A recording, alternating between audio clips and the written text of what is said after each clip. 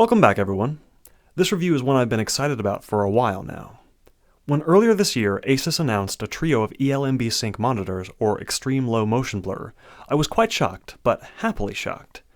Motion blur reduction has gotten a bit of a short shrift, overshadowed by the giant that is adaptive refresh.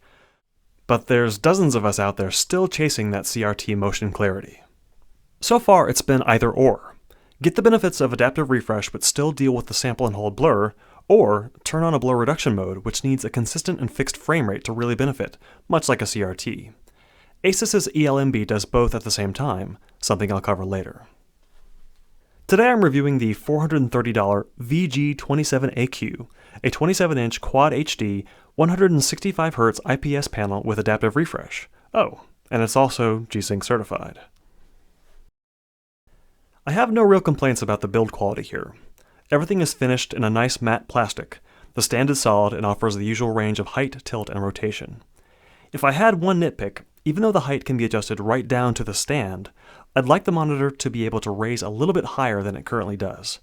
At its highest, the bottom of the screen sits around 6 inches above the desk. OSD Navigation is straightforward, which you'll want to use to enable the 165Hz overclock. There are 2 HDMI ports, 1 DisplayPort, a headphone jack, and a power input for the external power supply. Oh, and it does have speakers, which may be useful in a pinch. But now let's get on with the most important part. How does the screen actually look? By default, the screen ships in something Asus calls racing mode, which is remarkably good for a default configuration. With only a few small adjustments to the color temperature setting, you can achieve very accurate grayscale tracking, but I'll show that in a moment. Let's start the charts with contrast and brightness. The VG27AQ does better here than advertised in both metrics. Contrast stays consistent at around 1100:1 regardless of the OSD brightness, which runs from 137 to 380 nits. Now this may sound like an odd complaint, but I think 137 nits at the low end is actually a bit too bright for an OSD setting of 0. Comparing gamma next, you can see my small adjustments to the color temperature had no real effect on gamma, which tracks very closely to BT1886 by default. That's a good thing for me, but if you have a different preference for gamma, you're out of luck, as Asus offers no gamma adjustment in the OSD. Here's where we can see the default grayscale performance, which isn't too bad at all. Red and blue are a bit high throughout, but with a delta E average of only 0.7, it's something that an average consumer would never even have to touch to get an accurate display. My tweaks bring that down to a delta E of 0.4. The VG27AQ is a standard gamut panel, and looking here at HCFR's color checker, a 1.7 delta E average is a strong result for the default out-of-box setup. This is why I'm so impressed with what Asus has shipped as the default. A user could buy this monitor, touch nothing in the OSD, and have a color-accurate monitor, something very different from the previous LG and Dell monitors I reviewed. Those were much harder to work with. Something I introduced with the Dell 1708 FP review is measuring the backlight output at a range of brightness settings to ensure we're past the era of PWM dimmed backlights. Watching the waveform here as I lower the brightness from 100 to 0 sees small ripples develop, but these are less than 5% above the normalized level, so the Asus here passes as flicker-free. The anti-glare coating on the Asus is good, free of any rainbow speckling on white backgrounds. Looking at a super macro of the coating itself compared to the other TN panel screens I've reviewed illuminates just why. Both the Dell and LG anti-glare coatings are coarser and thicker than the one on the VG27AQ. We're not quite at a glossy style panel, and I'll touch on that later with a CRT comparison. The only time you'll notice any rainbow speckling on the Asus is when looking at a white background from extreme angles either above or below. This is a clean looking screen. Also introduced with the Dell review is a banding test. Here I photograph 4 gradient patches, running from 0 to 255 for each primary in 1 grayscale.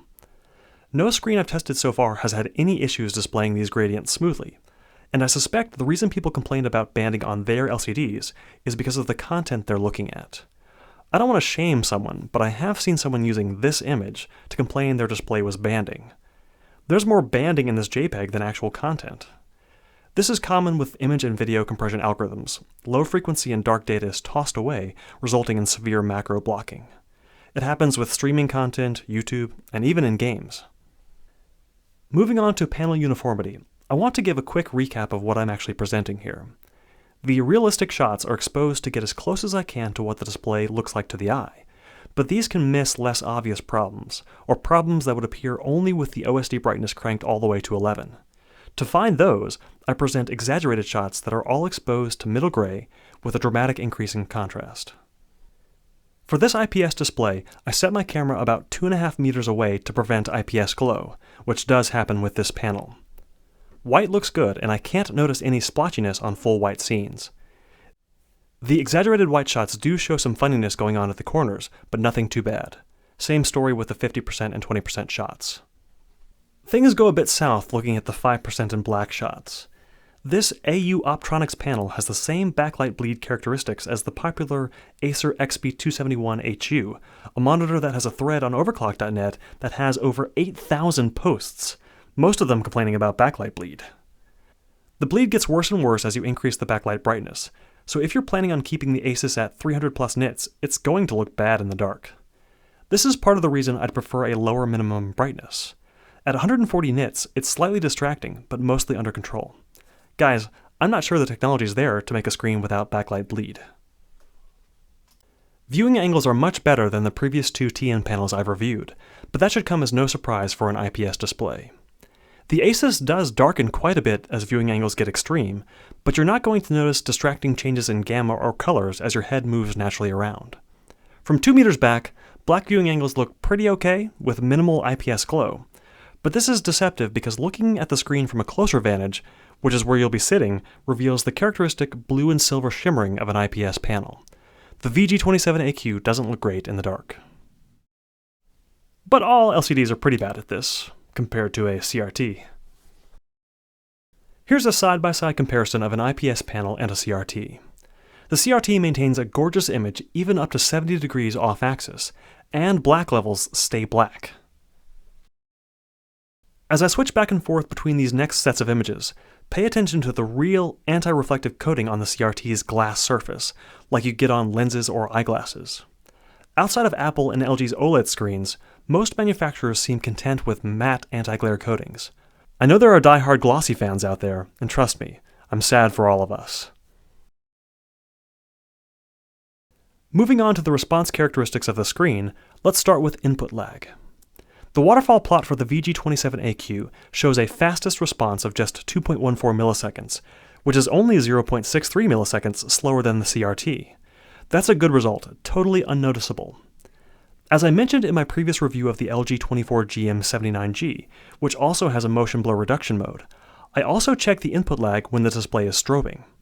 By necessity, any strobing LCD has to wait for its pixels to change before it pulses the backlight, so it will exhibit some additional delay. Asus here waits a little longer than a full display cycle at 165 Hz, giving most of the screen a chance to change before it flashes the backlight. 6.4 milliseconds seems like a large increase over 0.63 milliseconds, but I have doubts that anyone could tell a difference. The next big topic to cover is pixel response times, which should start with a discussion about Asus's pixel overdrive setting, which they call trace-free. On screen right now is a comparison of every trace-free setting Asus offers, from 0 to 100, all taken at 165 Hz. It looks like the best setting is somewhere between 60 and 80. Asus defaults to 60, and that is the correct compromise for the screen's full adaptive sync range. Here's a graphical comparison of the 3 highest trace-free settings. This particular transition from RGB 128 to RGB 223 and back tends to be my favorite for showing response behavior. 100 has clear and dramatic overshoot and should be avoided. 80 and 60, though, are not dramatically different, and at higher refresh rates, 80 is the better choice. To see why, let's now look at the cumulative absolute deviation graphs for these 3 overdrive settings. The winner here is trace-free 80, with a CAD of 179.1, beating out trace-free 60.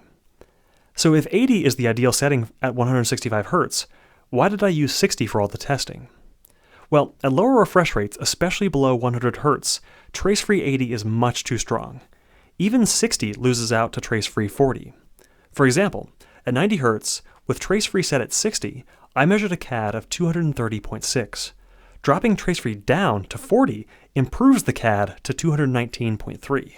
So at lower refresh rates, a lower trace-free setting is required. If you intend to only play at greater than 120 Hz, you may be fine keeping trace-free at 80. But if your games regularly dip below that, 60 would be ideal. Okay, with all that in mind, let's now take a look at the CAD, real response, and first response of the VG27AQ compared with the LG24GM79G, a TN panel. If you want all the measurements, you can check out the text review on aperturegrill.com. I'm comparing here an IPS panel versus a TN at roughly the same frame rate, and it's immediately clear that the TN performs better. Looking at the CAD of both screens, even if I were charitable and used the trace-free 80 CAD of 179.1 from the previous slide, that still means that Asus here has a 58% higher CAD. It's not bad, mind you, certainly better than whatever Dell was doing with their 1708 FP, but it does show the difference between IPS and TN. For gaming, the TN panel wins, but since I've been using the VG27AQ IPS to put this review together, I can't go back to the TN for general desktop use. One last thing to look at before we leave response times is a comparison of the Asus versus a CRT in the Gaia 3D Star Map LCD torture test. Rotating and panning the star map demands a lot from an LCD. Every new frame needs black to white and white to black transitions, and because they're not instantaneous, the whole screen momentarily darkens until the pixels can catch up. This is otherwise known as the Skyrim on a VA panel effect. The CRT is still king here. The VG27AQ does slightly worse than the LG, but it's not a VA disaster. This is asking a lot from an LCD. Finally, we can talk about backlight strobing and get into one of the highlight features of this monitor, ELMB, Asus's simultaneous adaptive refresh and backlight strobing mode. But let's start with an overview first. The VG27AQ can only strobe down to a minimum of 84 Hz, at least without enabling ELMB. I keep hoping that someday we'll see a 60 Hz single strobing mode on a monitor, but there seems to be an industry-wide resistance to allowing users to see clear motion at 60 Hz. The TV guys seem to have missed that memo and have been offering clear motion modes for years now. Asus maintains a consistent 27% duty cycle for all refresh rates, meaning that as the frame time gets longer, the strobe duration must increase. At 165 Hz, the backlight is only pulsed for 1.6 milliseconds, but at 85 Hz, to maintain the same brightness, the pulse has to last longer, at 3.2 milliseconds. Longer pulse durations lead to more sample and hold motion blur, but maintaining the same screen brightness with a fixed pulse duration is a harder problem to solve, which I'll get into later when talking about ELMB. Max brightness is good for a pulse display at 190 nits, and the screen maintains its typical 1100:1 contrast ratio. Good stuff here. I was curious how, when strobing, the VG27AQ would adjust the brightness, secretly hoping that lowering the brightness setting would decrease the pulse duration. But looking at this animation, adjusting the OSD brightness only decreases the backlight brightness, with no effect on duration. The next animation is just to verify that the strobe is timed correctly at the various refresh rates. 165 Hz is strobed appropriately at 6.06 milliseconds, 144 Hz at 6.94 milliseconds, and so on. The Asus has no issues here. Looking at pursuit photos of the Blurbuster alien, look closely at his eyes at 85 Hz versus 165 Hz. That's a 3.2 millisecond versus a 1.6 millisecond strobe duration. Shorter strobes are better for clarity. The VG27AQ looks okay-ish here, but the IPS transitions linger for too long. The LG is quite a bit clearer. Let me throw up a quick comparison of the Asus, the LG, and a CRT. The first two were shot at 144 Hz to make the comparison fair. The CRT was at 85 Hz, but that won't matter for this comparison. The LG's TN panel can change quite quickly, and you can only see one, maybe two remnant images trailing behind. For the Asus, I can make out 4 or 5 previous frames still hanging around. The CRT looks incredible, but you can still see the decay trails from the green phosphor, which has the slowest decay. Only a very briefly strobed OLED could best the CRT. Moving back to just the Asus, these strobe crosstalk images show 165 Hz strobing, but now at various parts of the screen. An ideal strobe would be timed to present the cleanest part of the image smack dab in the center of the screen, and the VG27AQ does well here. The top and bottom of the screen are a mix of the next and previous frames and look pretty sloppy. Just don't look at the top or bottom third of the screen. Okay, we're finally at the good stuff. ELMB. Asus is the first manufacturer to implement a backlight strobing mode together with adaptive refresh, and I've got to give them credit for combining these techniques. The idea here is not new. Mark Rajon, creator of Blurbusters, invented a way back in 2013 to combine these without massive flickering at low frame rates. Looking back over the strobing overview slide, we see that in order to maintain a consistent brightness with normal strobing, Asus adjusts the strobe duration to keep a fixed duty cycle. This could be achieved with adaptive refresh. But this of course means that lower refresh rates have more sample and hold blur, and the display will flicker quite badly at refresh rates below 75 Hz. That's one way to achieve adaptive strobing. Another would be to keep a fixed strobe duration, say 1 millisecond, and adjust the brightness of the pulse up as the frame times get longer. This has the upside of maintaining a consistent level of blur, but the downside is that you need to artificially decrease the brightness of the display at the highest refresh rates in order to leave brightness headroom as your frame rate drops.